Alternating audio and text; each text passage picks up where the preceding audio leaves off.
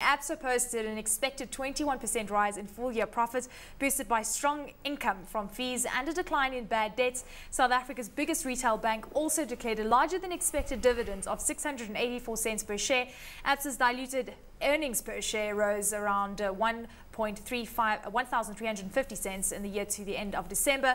Absa has also said that several executives are leaving the bank, including Chief Operating Officer Alfie Naidu, moves that some analysts say may be at the behest of Absa's parents. So, gentlemen, I'll welcome you. And are you an owl, Paul, or you? Don't know what you were doing. Those are my beer glasses. You know, it's Friday night. Okay, so perhaps we should start with you, Owen, then. Absa reporting numbers, 21% increase on the headline earnings per share number. A good set of results, also starting to prove that the fact that they've even pulled back on lending, it's actually worked in their favor over the period, despite a lot of investors being worried on this. Yeah, look, definitely a very good result from Absa. As you can see, that number came in way ahead of, well, not way ahead, but slightly ahead of most of the analysts' expectations in the market. When the number came through, actually, thought the stock would rally significantly.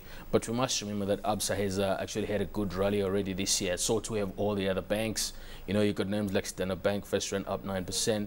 You know, Absa has definitely shown a continued improvement, you know, in terms of their impairments. Their net interest income is continuously improving as well. And, you know, the only black spot I'm seeing in Absa at the moment is these recent resignations of senior managers, you know, with, you know, with Alfie being machine. Yeah, exactly. And you had Happy Njingile leaving for Naspers. You know, that's a challenge. But we as investors hope that management has got this all figured out, and we hopefully are going to get some new managers to replace these guys that have just left. Paul, I mean, this is obviously quite important. Massive leadership shake-up at Absa. Well, it's the Barclays boys are coming. I mean, we're hearing that they're going to dispense with the red branding. Barclays is coming. It wouldn't surprise me if the whole thing were to look and smell and feel like Barclays soon. And one of the things, of course, they had to do was ship out all the old Afrikaners. So that's part of the plan. In addition, the acronym of Absa, if you reorganize the word, spells the word BAS. So that obviously had to go as well. Name change. It's at 150 Rand a share. It's got a market cap northwards of 100 billion. It's plowing ahead as one of South Africa's largest financial institutions. What can you say about them other than that they'll continue to, you know, do what they do in the marketplace? As far as the company rating is concerned, I'm not sure that it's going to sort of shoot ahead relative to its peers. It's performed in line with Standard Bank and all of the others. And as you know, the banks have their challenges. You know, the only people in the world that like banks are people who work there and 60-year-old people who just discovered internet banking. Woohoo! I don't have to go into the branch anymore. Everyone else hates them. Okay, so Owen, you looking at the fact that, let's touch on the unsecured loan space. We'll really delve into it with regards to Capitec. And this question was posed to Maria Ramos. She was saying that the banks takes a far more conservative stance on this, despite the fact that they have been growing in this space. Would you like to see the bigger banks, such as Absa, start to play more of a significant role within this very highly lucrative space? Listen, I mean, obviously that's a decision that the banks themselves will have to take. But personally, the way I look at it, I've mentioned a few times how grateful I am to our national structures for the fact that they introduced the National Credit Regulation Act, which made sure that people don't overextend themselves, you know, during the recession and years on to follow. You know, all of a sudden you can't get 3 bonds from using the same pay slip. So I think that if the big guys were to get into this unsecured lending space en masse, you know, down the line. Are they going to lose market share, though? I mean, I know the risks that you're talking of here, but I know that a lot of investors are saying, well, they could actually lose market share if they don't up their game. Everything has to be calculated. They can get involved, but I reckon they must put some extremely tight control measures in as far as they're going to extend that unsecured lending. I mean, it's unsecured lending. That's why I think most of the big economies are in trouble right now. So, you know, the smaller guys may be specialists at the game. I think they understand the market more. But I don't know if this is where the big banks want to actually go into in size. Unsecured lending, but the point is we have the National Credit Act. So it's unsecured lending, but very controlled.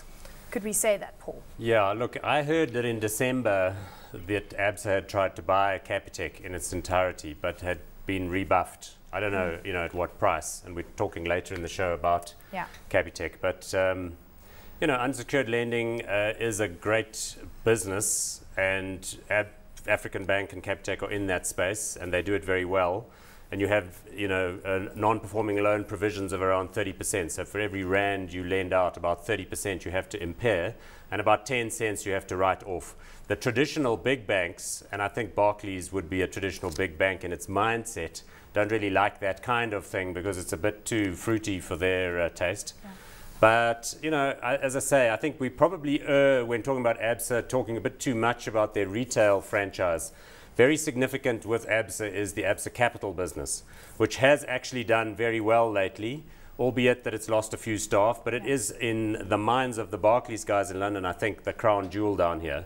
And they've got quite good mandates from government and from big corporates in this country, and I think they'd want to continue doing that. So they'll continue to do well there. Then again, it depends on what kind of margins exist in that business going forward. Yeah. Okay, so Owen, the point is that Africa is going to be a very big focus for them. Louis van Ziene, when we say he's stepping down, he's actually moving to a different part of the Barclays group. And a very big focus coming through on the customer base across the African continent. So it seems that it's not just about South Africa right now. We've got to think big. We've got to think across borders. Absolutely. It's a general theme. You're seeing that happen with the retailers as well. You've seen, you had Nedbank talk about how they've been active in financing mining projects outside South Africa, DRC, etc. And I think that's where Absa is definitely going to continue to be involved. Barclays is not as prominent as, for example, say a Citigroup would be around Africa in terms of project financing, etc.